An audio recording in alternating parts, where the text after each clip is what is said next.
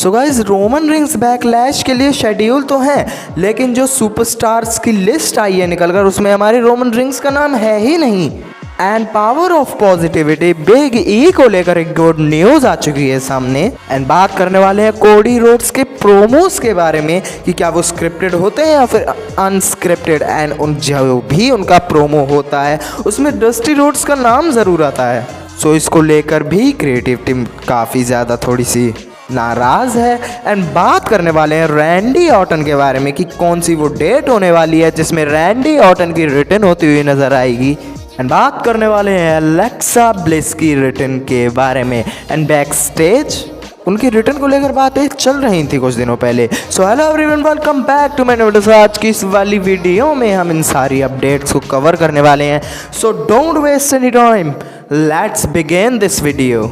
तो सबसे पहले बात करते हैं हमारे दी अमेरिकन नाइटमेयर कोडी रोड्स को लेकर। सो गाइस, कोडी रोड्स को लेकर फिलहाल में द रेसलिंग ब्लॉग की तरफ से न्यूज़ आती है, रिपोर्ट आती है कि जो बातें फिलहाल में उन्हें पता लगी हैं कि बैक स्टेज पर कुछ लोग नाराज़ हैं, कुछ लोग खुश नहीं है क्रिएटिव टीम से, क्योंकि जब से कोडी रोड्स की वापसी हुई है, जब से कोडी रोड्स ने रिटर्न करी है WWE में, तब से उनके डैड डस्टी रोड्स का नाम हमेशा, जिसके साथ भी उनका फ्यूड हुआ है, वो हमेशा डस्टी रोड्स का नाम ही लेता है। एंड इस बात से बैक स्टेज पर कुछ लोग नाराज़ हैं क्रिएटिव टीम से कि बार बार उनके डैड का नाम, बार बार उनके पिता का नाम डस्टी रोड्स क्यों बोला जा रहा है। एंड कोडी रोड्स के प्रोमोज स्क्रिप्टेड नहीं होते हैं, ये बात पूरी तरह से कंफर्म है कि कोडी रोड्स के प्रोमोज बिल्कुल भी स्क्रिप्टेड नहीं होते हैं। लेकिन क्रिएटिव टीम बस इतना काम करती है कि जो मेन हेडलाइन होती है ना, जो प्रोमो की मेन हेडलाइन होती हैं,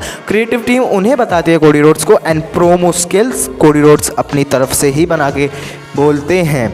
सो वैसे इस बात पर क्रिएटिव टीम को ज़्यादा ध्यान देना चाहिए कि बार बार डस्टी रोड्स का नाम ना आए, बार बार डस्टी रोड्स को बेइज्जत ना करा जाए WWE के रिंग में। And recently Monday night raw में कोडी रोड्स का जो प्रोमो था वो काफ़ी ज़्यादा बेहतरीन था। एंड रोमन रिंग्स की तो बोलती बंद कर दी कोडी रोड्स ने। सो ये कुछ न्यूज़ आई है कोडी रोड्स को लेकर। लेकिन अब बात करने वाले हैं हमारे the wiper, the apex predator Randy Orton के बारे में। सो गाइस, रिसेंट टाइम में रैंडी ऑर्टन को लेकर कुछ गुड न्यूज़ चल रही हैं कि रैंडी ऑर्टन वापस आने वाले हैं। रैंडी ऑर्टन की रिटर्न होने वाली है रेसलमेनिया के बाद। सो वो कौन सी डेट होने वाली है, वो कौन सा दिन होने वाला है जिसमें रैंडी ऑर्टन रिटर्न करते हुए नजर आएंगे। सो इसको लेकर जो रिपोर्ट आई है उसका मानना है कि जो रॉ आफ्टर मेनिया होगी उसमें रैंडी ऑर्टन की रिटर्न होने वाली है पूरे तरीके से। एंड जहां तक है उस रिटर्न में शायद रिडल भी आ सकते हैं कि RK bro is back. And वैसे मेरे हिसाब से रैंडी ऑर्टन को वाइपर वाले कैरेक्टर में रिटर्न करनी चाहिए। तो मेरी तरफ से बेस्ट विशेस हैं हमारे द वाइपर रैंडी ऑर्टन को। एंड आई होप वो रॉ आफ्टर मेनिया में ही अपनी रिटर्न करते हुए नजर आएंगे। सो गाइज, रैंडी ऑर्टन को लेकर तो अपडेट कवर कर ली, लेकिन अब बात करने वाले हैं एलेक्सा ब्लिस के बारे में। सो गाइज, इनको लेकर भी एक गुड न्यूज़ आ चुकी है सामने। एंड ये रिपोर्ट भी द रेसलिंग ब्लॉग की तरफ से आती है कि एलेक्सा ब्लिस के बारे में जो डिस्कशन है उनकी रिटर्न वगैरह को लेकर, उनके प्लान्स वगैरह को लेकर जो भी डिस्कशन है वो 2 हफ्ते पहले हुआ था।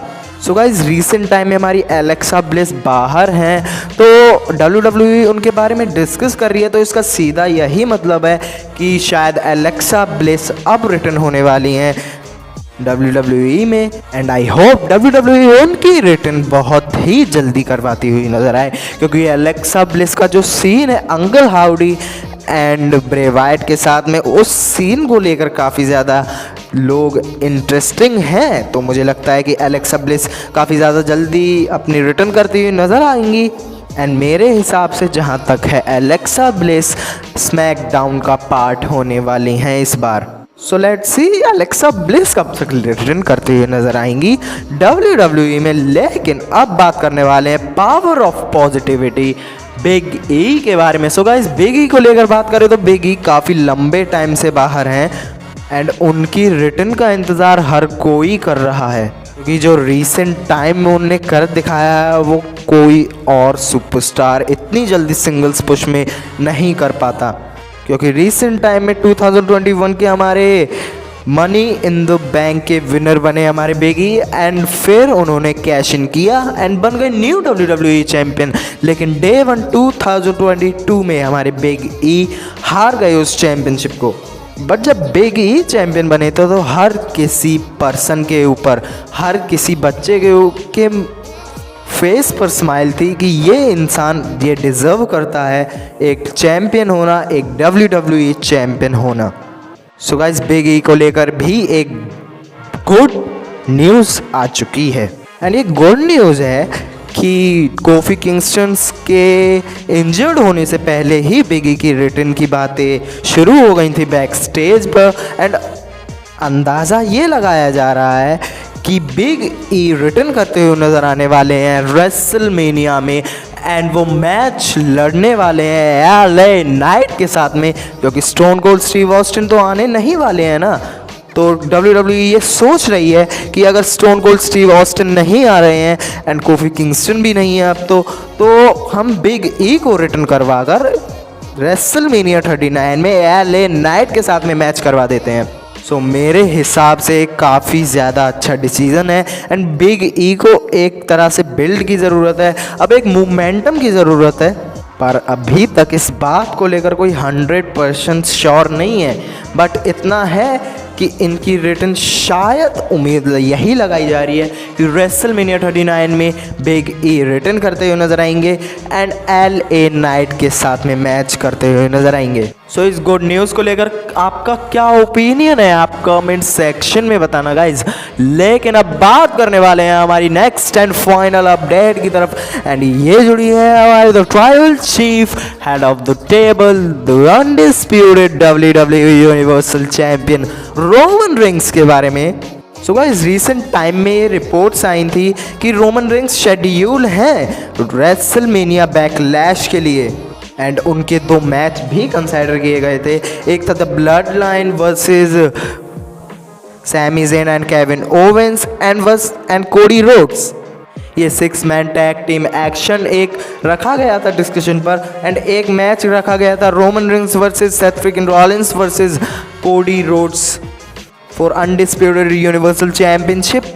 तो ये 2 मैच रखे गए थे रोमन रिंग्स के लिए बैकलैश के लिए, जो फिलहाल में अब पूरी तरह से मुझे नहीं लग रहा है कि रोमन रिंग्स बैकलैश में आएंगे। वो बेशक शेड्यूल हैं, लेकिन जो लिस्ट आई है फिलहाल में निकल कर सुपरस्टार्स की जो होने वाले हैं बैकलैश में, उनके हिसाब से मुझे नहीं लग रहा है कि रोमन रिंग्स हैं, जिसका स्क्रीनशॉट आप अपनी स्क्रीन के सामने देख ही पा रहे होंगे, जिसमें है हमारे Cody Rhodes, Bianca Belair and Seth freaking Rollins, Rey Mysterio, Austin Theory, Charlotte Flair, Damian Priest, Sami Zayn, Drew McIntyre, undisputed WWE Tag Team Champions, The Usos, and any more. But इसमें जो biggest name है फिलहाल में Roman rings, वो name नहीं है। तो इस बात से अंदाज़ा ये लगाया जा रहा है कि शायद रोमन रिंग्स के लिए जो बैकलैश के प्लान्स थे वो पूरी तरीके से बदल चुके हैं, एंड अब रोमन रिंग्स बैकलैश में नहीं आने वाले। सो ये बैड न्यूज़ आ चुकी है रोमन रिंग्स को लेकर, एंड बैकलैश में रोमन रिंग्स नहीं होने वाले हैं। इसको लेकर काफ़ी सारे लोग चौंक गए होंगे कि रोमन रिंग्स नहीं आ रहे हैं क्या बैकलैश में। एंड पहले तो रोमन रिंग्स शेड्यूल किए गए थे बैकलैश के लिए, लेकिन फ़िलहाल में अब रोमन रिंग्स को लेकर फ़िलहाल में कोई भी ऐसी न्यूज़ नहीं आई है कि रोमन रिंग्स बैकलैश में आएंगे। एंड इस लिस्ट को लेकर हर कोई चौंक गया है कि रोमन रिंग्स बैकलैश के लिए शेड्यूल नहीं है। बट प्लान्स को चेंज भी किया जा सकता है कि रोमन रिंग्स को लेकर एक बिग न्यूज़ आ सकती है कि रोमन रिंग्स भी एंटर करने वाले हैं बैकलैश के अंदर। So let's see Roman rings को लेकर WWE क्या करने वाली है, क्या कुछ प्लान्स होने वाले हैं रोमन रिंग्स के बैकलैश को लेकर। लेकिन गाइज आज की ये वाली वीडियो गाइज बस यहीं तक थी गाइज। सो वीडियो अच्छी लगी हो तो लाइक करें, एंड जो लोग चैनल पर नए हैं वो सब्सक्राइब करें। So guys till then bye bye and take care.